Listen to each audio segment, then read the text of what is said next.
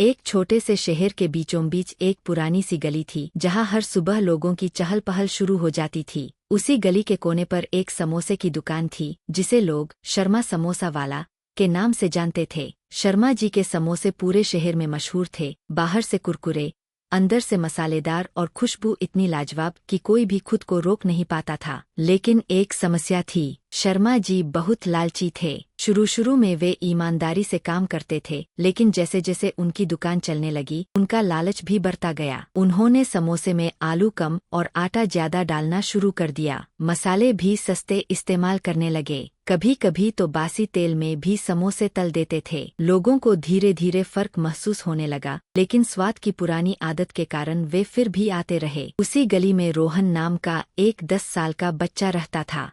वह बहुत समझदार और सच्चा लड़का था।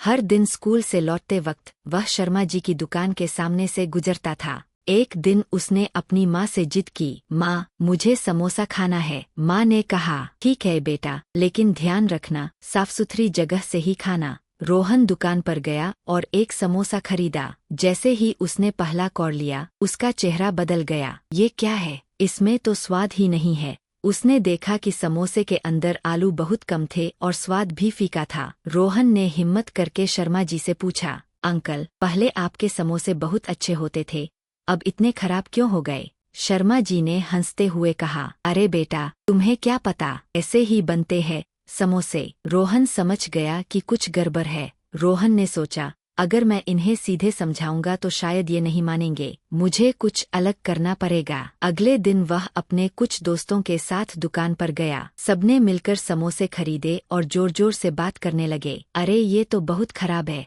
इतने पैसे लेकर भी ऐसा समोसा, अब हम यहाँ कभी नहीं आएंगे। दुकान पर खड़े दूसरे ग्राहकों ने भी यह सुना। वे भी सोचने लगे, शायद सच में अब समोसे अच्छे नहीं रहे। कुछ ही दिनों में शर्मा जी की दुकान पर ग्राहकों की संख्या कम होने लगी। पहले जहाँ लाइन लगती थी अब वहाँ सन्नाटा रहने लगा। शर्मा जी परेशान हो गए, ये क्या हो गया? मेरी दुकान पर लोग आना क्यों बंद कर रहे हैं? उन्होंने अपने पड़ोसी दुकानदार से पूछा। पड़ोसी ने कहा, भाई लोग कह रहे हैं कि तुम्हारे समोसे अब पहले जैसे नहीं रहे, स्वाद भी खराब है और क्वालिटी भी। उस रात शर्मा जी सो नहीं पाए। वे सोचने लगे, क्या सच में मैंने लालच में आकर गलत किया? उन्हें याद आया कि कैसे वे पहले ताजे आलू, अच्छे मसाले और साफ तेल इस्तेमाल करते थे। अब वे समझ चुके थे कि ज्यादा पैसे कमाने के चक्कर में उन्होंने अपने ही ग्राहकों का भरोसा तोड़ दिया था। अगले दिन रोहन फिर दुकान पर गया। इस बार उसने सीधे कहा,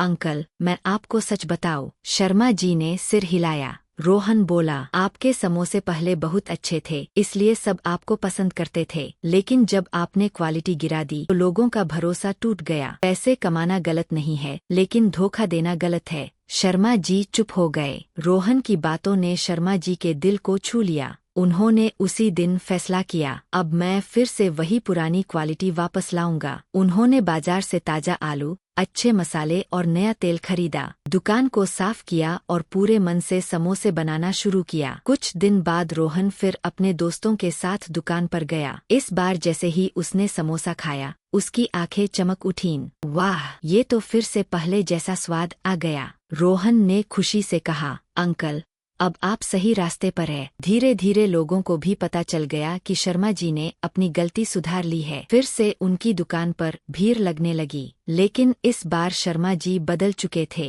अब वे हमेशा कहते, ग्राहक भगवान होते हैं, उन्हें धोखा नहीं देना चाहिए। कुछ समय बाद शर्मा जी ने रोहन को बुलाया और कहा, बेटा अगर तुम मुझे सच न बताते तो मैं कभी नहीं बदलता। तुमने मुझे बहुत बड़ी सीख दी है। रोहन मुस्कुराया और बोला, अंकल सच्चाई और ईमानदारी हमेशा जीतती है। लालच हमें थोड़े समय के लिए फायदा देता है, लेकिन अंत में नुकसान ही होता है। ईमानदारी और अच्छी क्वालिटी ही असली सफलता की कुंजी है। कभी कभी एक छोटा सा बच्चा भी हमें बड़ी सीख दे सकता है।